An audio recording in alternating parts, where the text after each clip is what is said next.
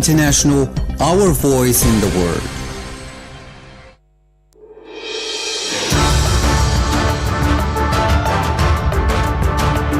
This is the English service of Radio Algeria International.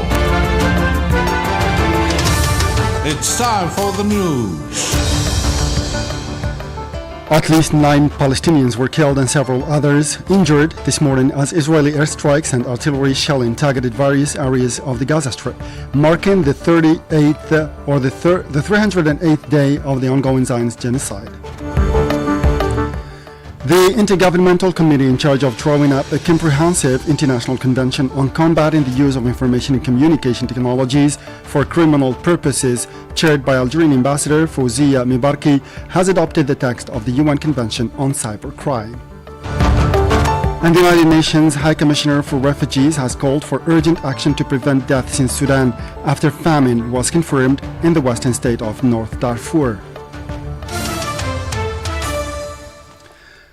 Those were the headlines, and now the news in detail from Radio Algeria International. First in our news, at least 9 Palestinians were killed and several others injured this morning as Israeli airstrikes and artillery shelling targeted various areas of the Gaza Strip, marking the 308th day of the ongoing Zionist genocide.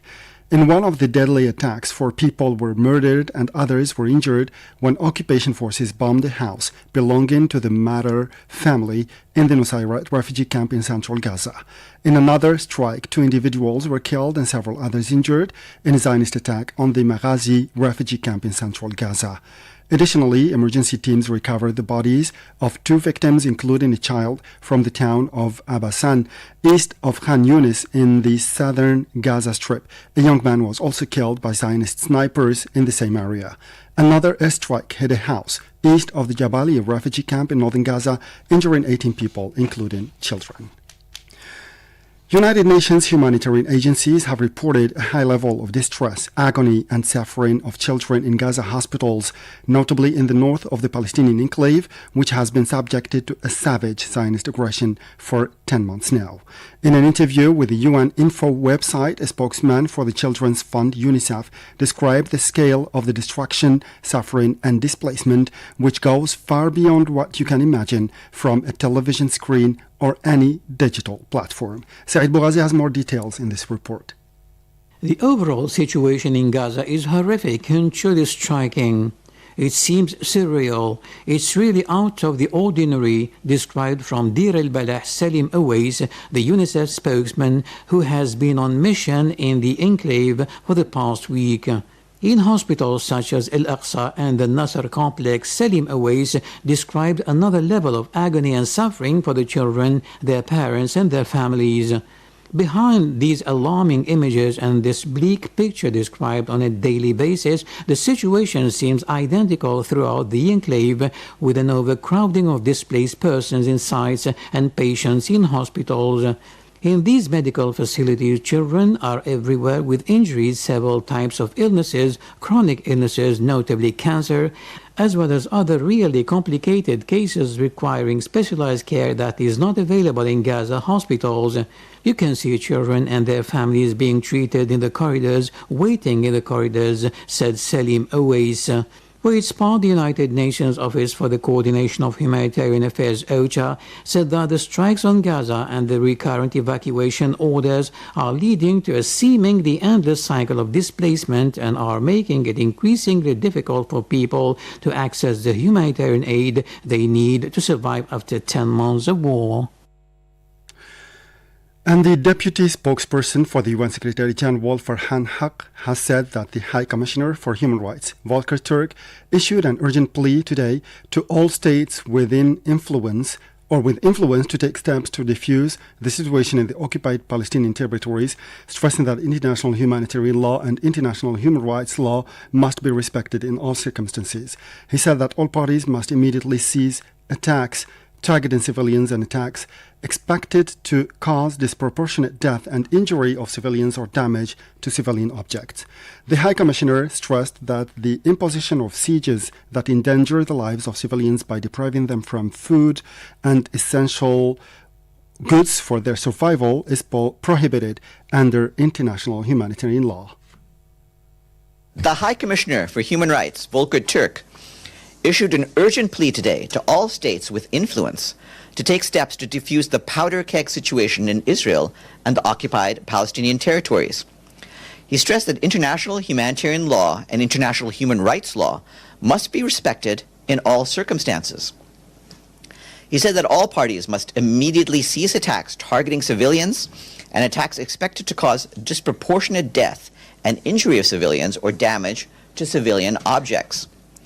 The High Commissioner called on Palestinian armed groups to immediately and unconditionally release all civilians who are captured and are still being held. And he added that the imposition of sieges that endanger the lives of civilians by depriving them of goods essential for their survival is prohibited under international humanitarian law. Farhan Haq indicated that the humanitarian coordinator for the occupied Palestinian territory, Lynn Hastings, reported that Israeli authorities have cut their water supply to Gaza, reducing an already scarce availability of potable water, and in accordance with the complete siege ordered by the Israeli government on Gaza, access to electricity, food, and fuel have also been severed, inevitably worsening the already dire humanitarian situation. Let's listen to him again. Lynn Hastings, the humanitarian coordinator for the occupied Palestinian territory, said today that Israeli authorities have cut their water supply to Gaza, reducing an already scarce availability of potable water. And in accordance with the complete siege ordered by the Israeli government on Gaza, access to electricity, food, and fuel have also been severed, inevitably worsening the already dire humanitarian situation. Palestinians in Gaza now only have electricity to 3 to 4 hours per day. This hinders the ability of health facilities to function and treat those injured, she noted. She said that the United Nations and its humanitarian partners in the occupied Palestinian territory are working to meet acute needs, in particular shelter in dangerous circumstances. However, access for humanitarian staff and supplies into Gaza has also been cut, and the intensity of the hostilities is limiting the ability of staff to deliver aid. Farhan Haq also highlighted that healthcare facilities and personnel have been affected by the attacks since hostilities began eight months before.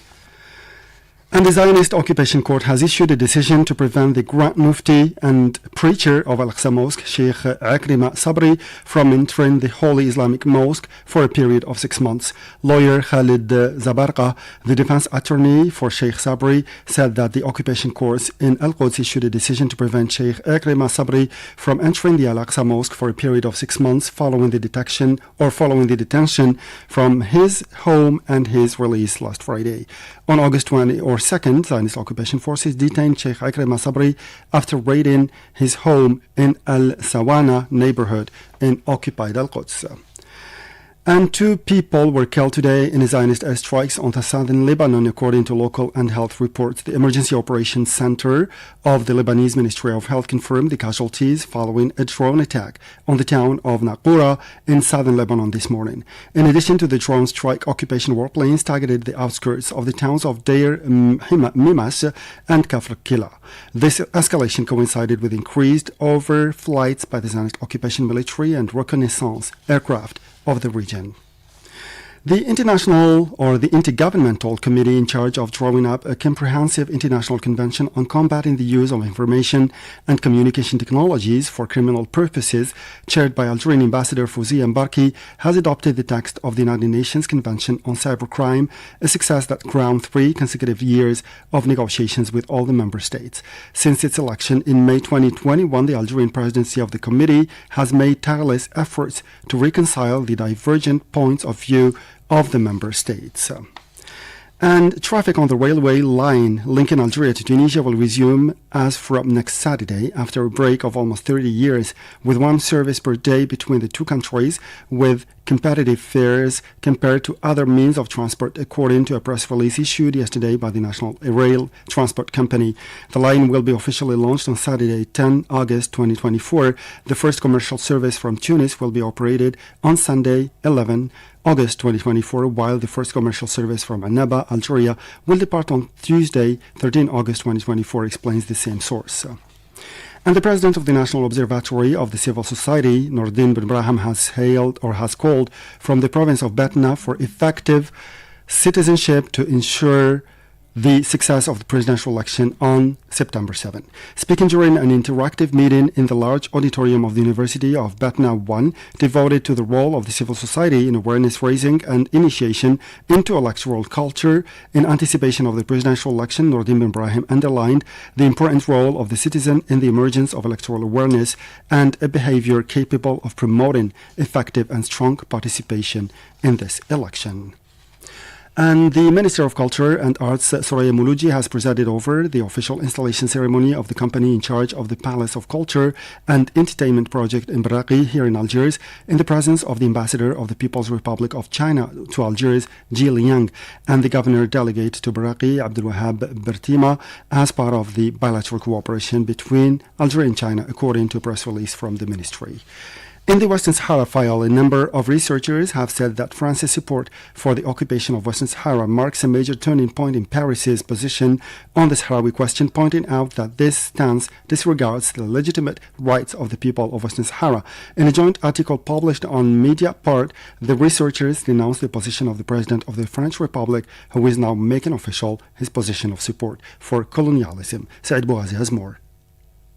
According to the researchers, Paris's official alignment with Moroccan positions disregards the legitimate rights of the people of Western Sahara. Moreover, it comes at a time when the president has been defeated by the ballot box in the European and legislative elections, and that the resigning government is only supposed to manage current affairs. For these researchers, Paris's support for the so-called Moroccan autonomy plan for Western Sahara would be detrimental to a renewed partnership with Africa, accusing President Emmanuel Macron of sitting on international law. You don't have to be the Mozart of finance or even the Castafiore to understand that Emmanuel Macron's stance will therefore also be detrimental to a renewed partnership with Africa, they argued. Neither Mauritania, nor South Africa, nor Nigeria, nor a host of other African countries will remain insensitive to the future of Africa's lost colony and the role played by France in the non-decolonization of Western Sahara, they warned. The researchers point out that back in 2018, they warned of France's heavy responsibility in the non-decolonization of Western Sahara. We tried, despite censorship, to inform the public about the collapse of France's moral principles as a result of its support for the occupation of Africa's lost colony, they underlined, today regretting that a step has been taken and that Emmanuel Macron is now officially ignoring the opinion of the International Court of Justice in 1975 and all the court decisions, African Court of Human and People's Rights and the European Court of Justice and the UN resolutions recognizing the Sahrawi people's right to self-determination. And finally in sport, Algerian middle distance runner Jamal Sejati has qualified for the final of the 800-meter event at the 2024 Olympic Games in Paris by winning the first series of the semi-finals today on the athletics track at the Stade de France. Meanwhile, boxer Iman Khalif aims to win Algeria's first gold medal in women's boxing this evening in Paris in the first Olympic final scheduled from 9:50 p.m. Algerian time at the Roland Garros Stadium. Iman, 25, who has shown an exceptional level since the start of her journey at the 2024 Olympic Games, will challenge her opponent, the experienced Chinese boxer Yang Liu, 32, in an exciting duel between the two of the best boxers of the international scene. So, best of luck to our Algerian champions. And with this, we come to the end of the news bulletin. Time now for our weekly program with our colleague Majid Mila and Hannah Dalil. Thank you and see you tomorrow.